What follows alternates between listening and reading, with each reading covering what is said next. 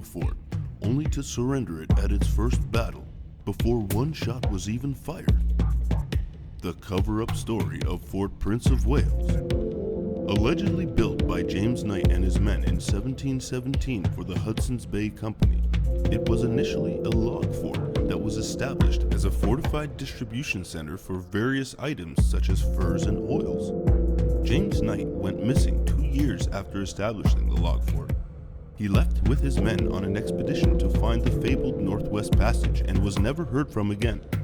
Why would James leave on an extremely dangerous expedition only 2 years after establishing the fort? This would leave the fort vulnerable and would hardly have been enough time to explore and establish fur trade routes. After the loss of James Knight, there is no record of who was leading the affairs of the fort from 1719 to 1766. Yet, in 1731, someone made a decision to upgrade the fortifications from log to stone. This is bizarre for a number of reasons aside from being unclear as to who ordered the upgrade. At the time the upgrade supposedly began, the fort was 14 years old and had not once experienced any battles or even a confrontation. The Treaty of Utrecht had just been signed in 1713 between several powerful countries including Great Britain, France, Portugal, Savoy, Spain, and the Dutch Republic. In addition to that, the local Indians traded peacefully and even worked alongside the people of Fort Prince of Wales, meaning there was absolutely no threat and no reason or motivation that would explain the initiation of upgrading the fort from log to stone. The proof is in the pudding. The fort didn't see a battle until 51 years after upgrades apparently began. When that battle finally did arrive in 1782, the fort surrendered without one shot being fired from either side. The official reason given is this: there wasn't any soldiers at the fort. There were 39 people made up of trappers, masons, and scientists, including the then fort governor Samuel Hearne. The invaders were a French force of 290 men on 3 ships, led by a man named Jean-François de Gallo. They took over the forts and allowed the occupants to return home to England. The French would spend the next few weeks trying unsuccessfully to destroy the fort. This includes the manpower of the 290 men and all the ammunition they brought, including the cannons on their ships. How is it possible that a fort built by 39 people could not be undone by a force of 290 people? How is it possible that a fort could not be destroyed when every other fort built by the Hudson's Bay Company had been destroyed and rebuilt several times over? After some time, the French left, and Samuel Hearne and the same group of trappers, masons, and scientists reclaimed the fort. Still, no soldiers. They occupied the fort for another 3 years, but eventually abandoned it, claiming its condition no longer made it a viable place of defense. Never mind that they still didn't bring any soldiers to defend it. Just consider that the fort proved to be beyond formidable when the French failed to destroy it. It makes absolutely no sense to abandon the only fort that was able to withstand a direct assault. Which brings us to its construction. Why would you design a fort to have no less than 40 cannons, but not one soldier to operate them? Even after having to surrender the fort due to the lack of soldiers. Herein lies the strongest evidence that the story of Fort Prince of Wales is a cover-up. Have a look at the mortar that is between the blocks in this picture. See its raised edge, how it is not flush with the stone. That is because what you are looking at is some sort of cosmetic application applied to the wall after it was built. This provides absolutely no strengthening or extra support to the wall. Thus, the only reasoning one can deduce is that the mortar is nothing more than cosmetic. Here is an older picture showing the same corridor. The raised mortar that we see there today is nowhere to be found. In fact, the building style of the fort is astoundingly similar to the construction methods used in ancient and megalithic sites around the world. Perhaps this was the purpose of the mortar, to hide the fort's method of construction and thus hide its true age. There are structures in and around the fort that use mortar and unshaped stones, a completely different building technique than the main fort. There is an odd structure near the fort that is theorized to have been used as storage. There is also a structure across the water that is said to be a complement to the cannon battery, a 3.5-foot high wall made of mortar and unshaped stones with slots for 6 cannons. these cannons would not have been able to turn, giving them a uselessly small window in which they would have been able to hit the enemy. Again, 6 cannons, yet 0 soldiers. Here is what is said to be the ruins of Samuel Hearne's house. Notice the size of the men relative to the building. Once again, the age of the weathering looks much older than 270 years, and looks much more like the ancient megalithic structures. The story of upgrading the fort from log to stone really falls apart when you analyze it. Consider the environment in which the fort was built. The average temperature here is negative 7.1 Celsius, which is 19.2 Fahrenheit. In the winter, which is 8 months out of the year, the temperature can regularly reach negative 51 Celsius, which is negative 59.8 Fahrenheit. With that in mind, consider that at the time of the fortification upgrade, they had little to no manpower. There has never been, by any public record, more than 39 people at the fort at any one time.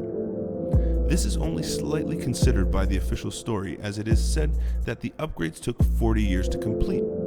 However, that is exactly what raises the question: why?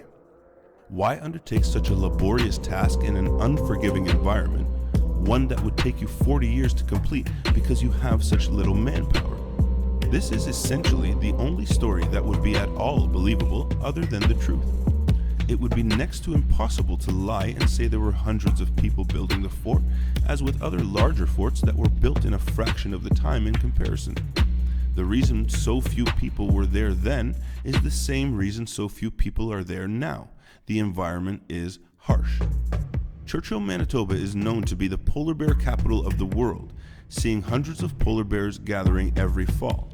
It is estimated that this annual gathering was in the thousands in the 1700s. This, combined with the 8 months of winter at dangerously cold temperatures and 0 good farming land, it was impossible to get anyone to migrate there. Even today, Churchill only has a population of 813 people as of 2011, nearly 300 years after it was established. Even if there was hundreds of people there in the 1700s, it's still hard to imagine how they managed to quarry the massive stones weighing thousands of pounds from sites that are mostly across the river. All of the quarry sites, much like the fort itself, resemble quarries near ancient megalithic sites around the world. Here is a picture of the machinery required for us to simply restore the fort. How did they build it from scratch nearly 300 years ago with no electricity in a harsh environment with only 39 people? Oh, I forgot to mention, while all this was going on, they were apparently able to map over 250,000 square miles of northern Canada. Who were these brave, ingenious, miraculous souls that were able to withstand these harsh temperatures and do the impossible, all in the name of collecting furs? Aside from the fort's governor Samuel Hearne, well, there's no official public record. Apparently building an indestructible fort wasn't a great enough achievement to make note of, so none of the construction nor its builders were documented. That's unfortunate. In fact, not only was there no documentation made, but strangely, a lot of writing all over the fort seems to have been deliberately destroyed. Yet again, another similarity to many ancient sites. Here is a section of wall with a name and date etched into it. H. Robinson, 1753. All around this are areas that appear to have been scratched out in an effort to erase what? Names and dates of the true builders? Here you can again see sections of the cosmetic mortar falling off, revealing the stone-on-stone construction hidden behind. Here is another section of the wall with a stone that contains a family name, a year, and an odd word etched into it. Irvin is a Scottish family name. Scotland and Britain united in 1707 to become Great Britain, which is when Scottish soldiers began enlisting. 1752 could be the year this was carved, but it could also represent any number of things. The way Slush is written, one would assume that this is the home of the etcher. However, if you look, you won't find any location, old or new, called Slush in Scotland, England, or Canada. Consider the penmanship the etcher was able to achieve. There is a space between the SLU and the SH that looks deliberate, which would make it SLU. Now, if you search, you will find that SLU is an old word, meaning to turn or to twist in place, or to turn without moving. It is a word shrouded in mystery, as no one really knows where, why, or how it originated. Slew was primarily used as a nautical term to describe the action of a ship turning in its place. SH is a symbol still used today on nautical maps to indicate the type of bottom or seabed in a given area. In this case, SH means shells. So when you combine the meaning, the carving here of Slew SH could be interpreted as the unmoving turning shell, or the twisting shell.